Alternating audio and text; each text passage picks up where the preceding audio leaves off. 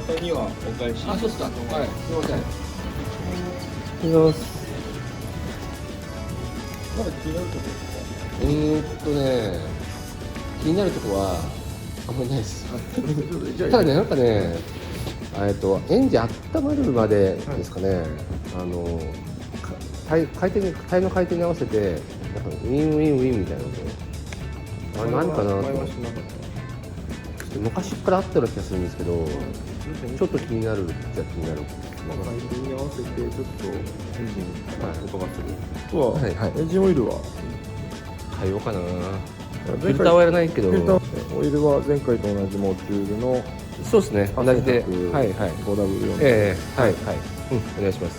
ではまあそれで、点検させていただいて、はいエンジンオイルの方は1年点検なので20%オフになる。あ、そうですか、ありがとうございます。なるほであとは、まあ、気になるところあれば1回見させていただいて、はいはい交換部品修理箇所出たら、ど、はい、連絡、そうですね、はい、ちなみにどこを点検しますか、1年点検。1年点検は一応まあ用紙に沿っては、はい、まあ、ベリングだったり点火装置とか、基本的にまあ車検よりちょっと項目は少ないですけど、まあ、車検時にやるようなのと似たような内容をなるほどね、をチェックします。でプラスで、うちの場合だと OB デーであ、見てもらえるんですか。できるのであれば OB デーのチェック、あ、そうですか、わかりました。まあ年式等であると、まあ、見れる内容にもよるんですけど、はいはいはい、わかりました。はい、コンピューターの診断も入ってます。そしたらじゃあ、今日の夕方です。夕方ですね。大体16時ぐらいには終わってると思うので、もしそのくらいだ早く終わればったらもう帰ってると思うんで。あ、わかりました。一応終わり次第ご連絡するのと、はいあと見積もりがはい、追加が出次第わかりました。ご連絡します。何もないこと言ってますけど。すみません、お願いします。いえありがとうございますどうもお願いします。お願いします。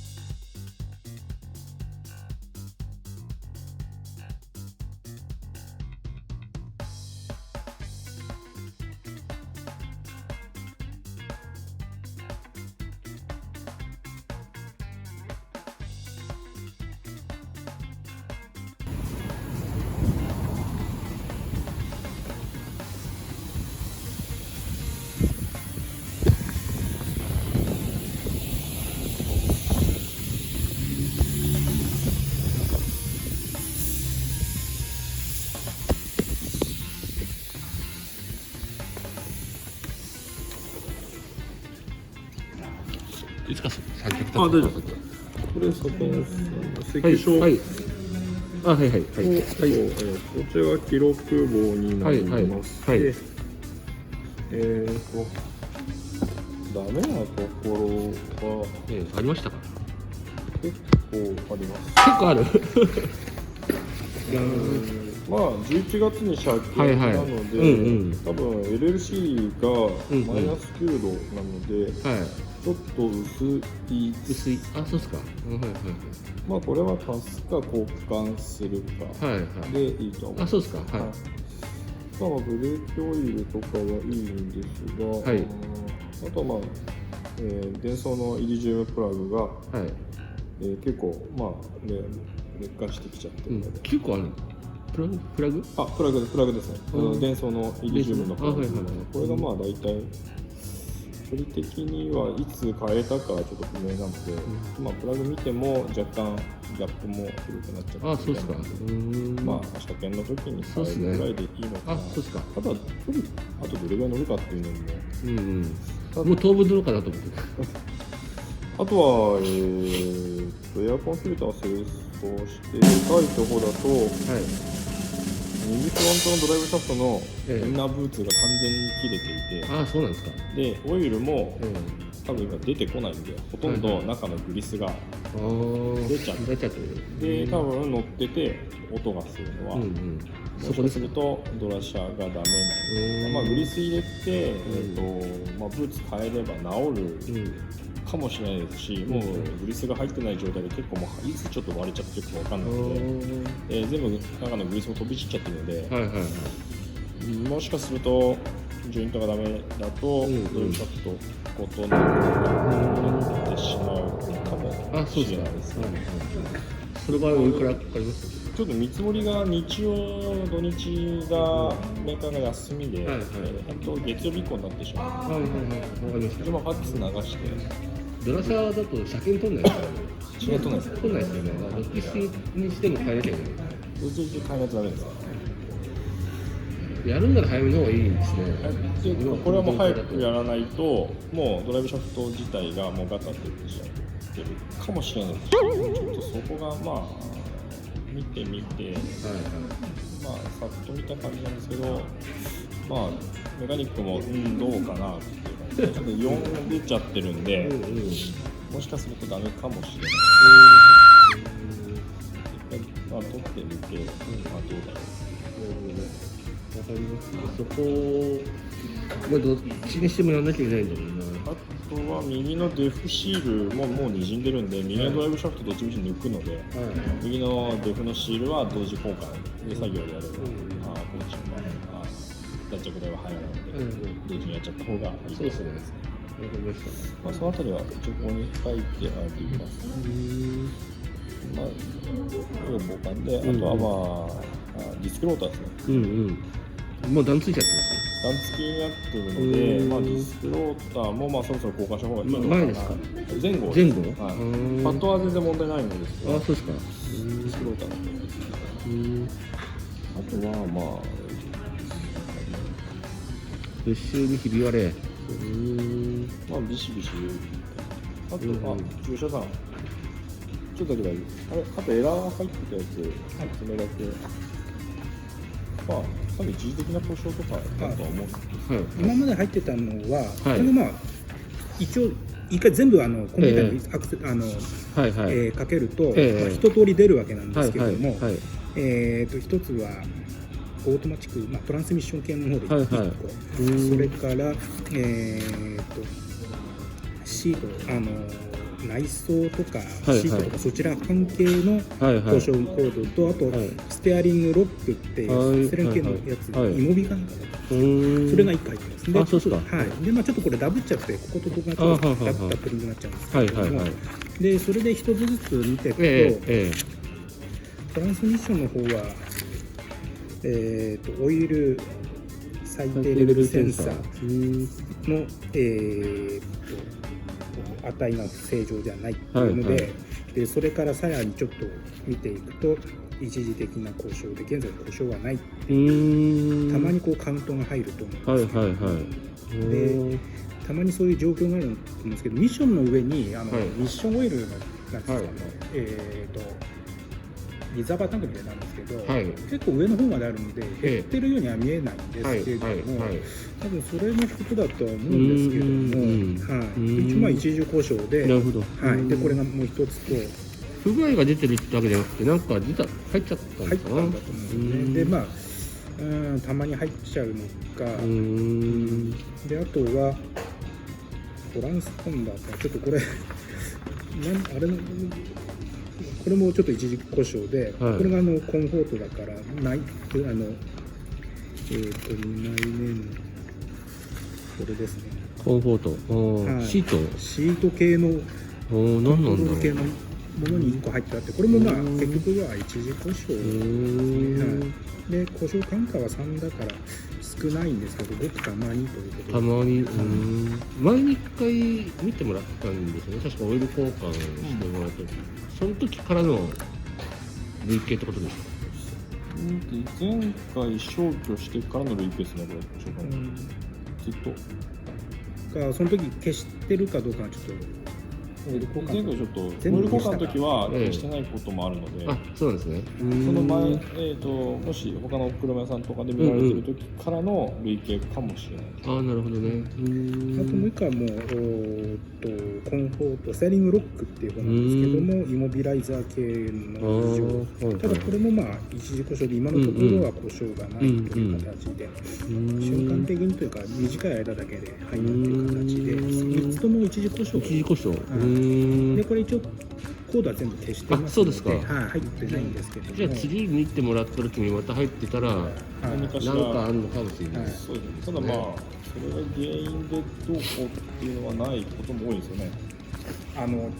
例えば電圧がちょっと低くて、それでなんか入っちゃうことっていうのはよくある。バッテリーが上がったんですよ。あ、それで今新しいですよね。新しいです。でちょっとあまり距離を乗りでないのでバッテリー充電してみたんですけど、バッテリー、まあ、一応テスターで見るとちょっと弱いっていう形で、そうですか。でちょっと充電したんですけども、バッテリー大きいので、ちょっといらっしゃる時間まで充電しきれなくて、ほんのちょっとは充電されたんですけども、まだもうちょっと充電必要かなっていう感じですね。変えてばっかりなんですけど。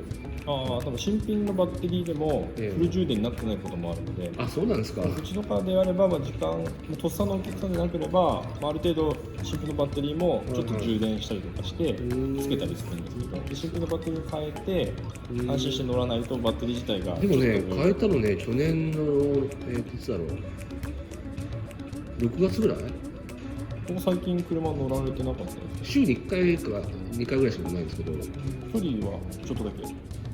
いやでもね、結構の、正月とかも結構乗ったし、正月だけで200キロぐらい乗ってるし。オルタの発電も別に問題ないですね。バッテリーがそもそも弱い、あれかな、バッテリーかな。満充電の状態になってないので、満充電の状態で測らないとなんとも言えないです。多分バッテリーなんかね、確かにね、エンジンのバッテリー変えたんですけど、測りがね、結構もっさりしてるなって感じがしたんですよ。ブルンって感じじゃなくて、元気ないから、ブルルルルルルンみたいな。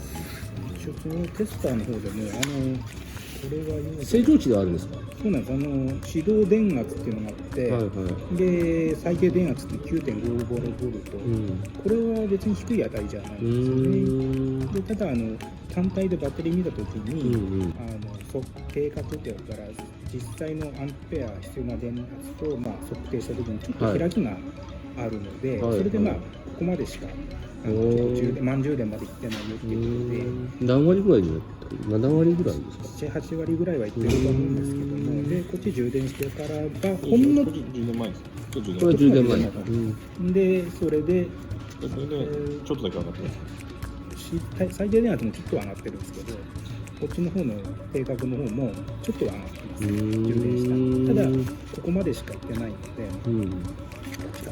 普通どのくらいなんですか？新品だと OK ぐらいまでいってます。OK までいくんですか？そうっすか。また上がっちゃうだな。ただバッテリーサイズ大きいのでなかなか上がらないといえば上がらないですね。国産の倍ぐらいの大きさ。国産でも370とかなので、もうケース的にはすごいでかい713万、マックスで810なんで、通常の国産の 55B とかの2倍ぐらいの容量あるんですね、バッテリーがでかいの。なんでなかなかバッテリーが上がるほど何かやってるっていうのは何もないです、少ないとは思うんですけど、走んないからかな。ちょっとやっぱりエンジンかけて1時間とか2時間とかやってもらうとだいぶ違うと思うんですけど、確かにね、ちょっと遠出するじゃないですか。そうするとなんかね、調子よくなる。そう調子いいなって思うんですよ。エンジン回したからかなと思って、バッテリーなのかな。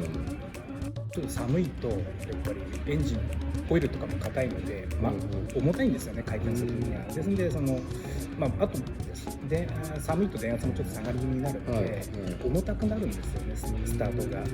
ですので最近の寒い時なんかはもう本当にギュッギュッギュッギュッっていうその重たいスピードで回り出している形にはなってくると思うんですけど、ただ、まあ、バッテリーのサイズが大きいので満充電に行くまでには結構時間をかけて1時間2時間ぐらい飲んだらダメって感じですね、そこで。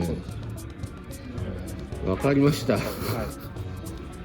とりあえず差し当たってドライブシャフトは相当に多分修理しないといけないと思うので、来週の頭には返答来ると思うので、はいはい。見積もり出してご連絡そうですね出します。どのくらいかかるのかな。まあ、一応全部、うん今回ダメだったところは、うん金額一応出して、そうですか。で予算もあると思うので、うんうんご相談させて20万ぐらいかかっちゃうのかな。全然あり得る話ですよ。まあ、もやっとした話ですよね。今こうやって確かベンツの B クラスで、うん。アウターとインナー左右切れちゃってるそれで11、2万ぐらいです。あ、そう。まあでもそんなかかんのかただちょっとアルファが、インナー側がうんアッシーでしか出ないのか、な。ブーツだけ出るのかっていうのがちょっとわからないので、アッシーでしか出ないと思うね、新品だと。あそこ、バラで出さないでしょ。まあ、たまにねブーツだけ出たりするのでそれが出ればうん取って、まあグリスを入れてまたブーツをつけてっていうような感じで、純正じゃなくてもアフターパーツで何か出てればそうですね。結構高いですね。この間S5 とかだとアウディの S5 でリビルト品のドラシャで1本10万とかマジっすか。まあ、1号機なんで、同じ、まあ、車格的には同じような感じなので、やっぱり結構な金額はするかもしれないですね。最悪 eBay で飛ばしてるしかない。向こうからもし物があれば、あればですけどね。でリビルト品って欧州車ほとんどないんですよね。アウディとかたまにあったりするんですけど、あとも新品交換ちょっといい金額しちゃったりすることが多いですね。まあちょっと、わかりましたそうですねすいませんご連絡いたしますので。障害カルテって何ですね。わかりました。これ車検証と一緒に入れといていただければそうですね。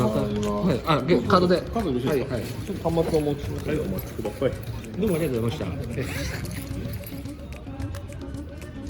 ブッシュサスペンションの各ブッシュにひび割れってブッシュ交換ってものはないんですよ。あるか多分。無事に出ればいいんですけど、前の一部のかなんかご相談伺った時はもうなんか海外から取り寄せますばりのことをお客さんが言ってたんですよね。国内だと出してくれないんですよ。取り寄せるかな。まあ、あとそれが合う合わないだったり精度の問題も外国物だとあったりはするので、それはすごく難しいですよね。あとはまあサスペンション車外に車高調にして、アーム類のところも、全部ブッシュ近い。アッパームとかも今どうなってるか、見えないんで、イベントが。ただ13万キロ未交換であれば、それで結構下ってると思う。それはそうですね。結構厳しいっすよね。自分の先輩もアルファチャレンジ1号機で出てた先輩はもう修理費がかかりすぎて、なん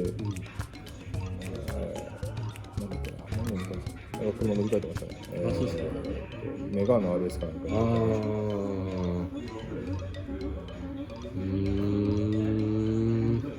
今度ね、147買うんですよ、実は。マニュアルがあって、出てて、中古車で、それをね、買うんですよ。で、直して乗る。そう。1号機がもう、社会になっちゃったから、147言ってかなと思ってる。147だってアルファロメオですからね。ツインスパーク。前期前のやつですね。前期の昔乗ってたんですよ、全部。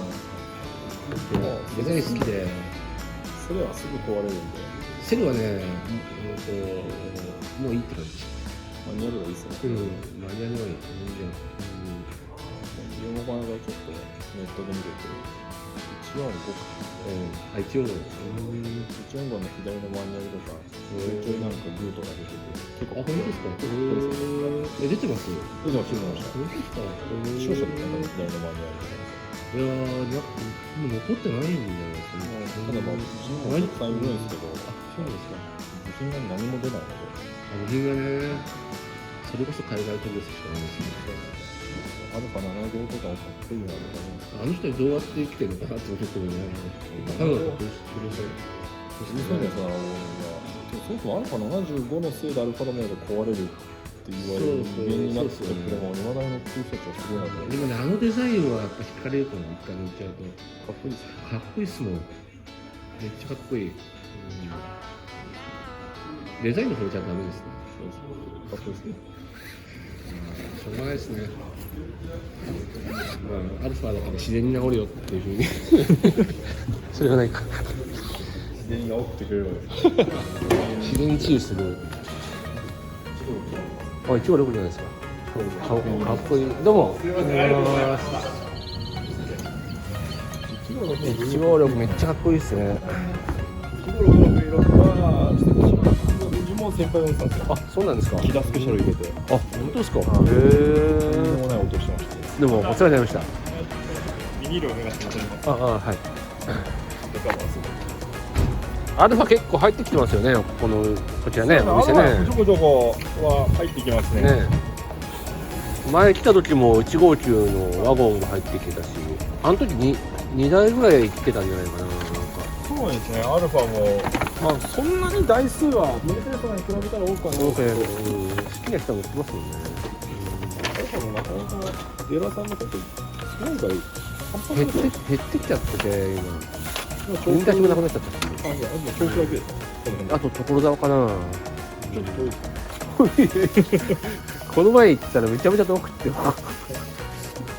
売る気がないのかよって感じだったんですけど。すみません、じゃあお世話になりました。ありがとうございます。お願いします。お願いします。すみません。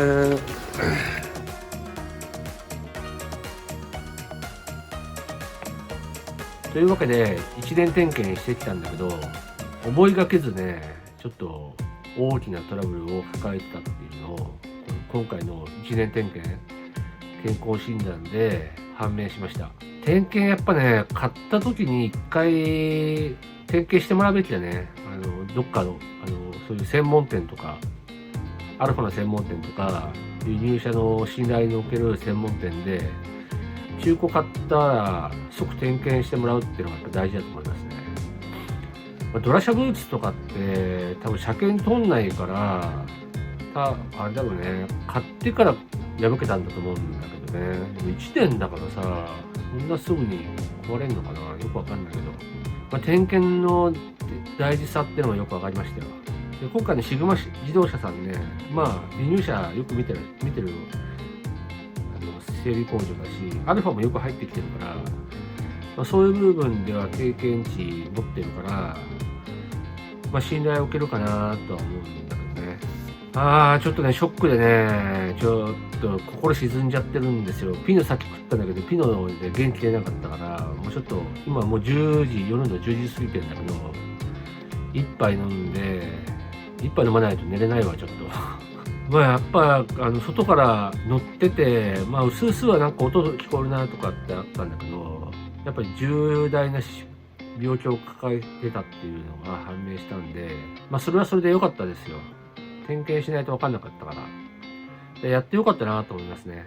シグマ自動車さんは、ある程度信用できるのかなと思ってるんだけど、あとコーチっていうかね、どれだけ修理費を安く済まされるかっていうところでは、やっぱりアルファの専門店の方がそういう部分では勝ってるのかなと思うけど、家近いしね、でノウハウも持ってるから、でアルファね、知ってる整備士さんいるし、シグマ自動車さんでやってもらおうかなと思うんですけどね。皆さんはね、中古買ったら、専門店とかね、輸入車専門店とか、アルファの専門店で、まず一回点検してもらうっていうのが大事かなと思いますね。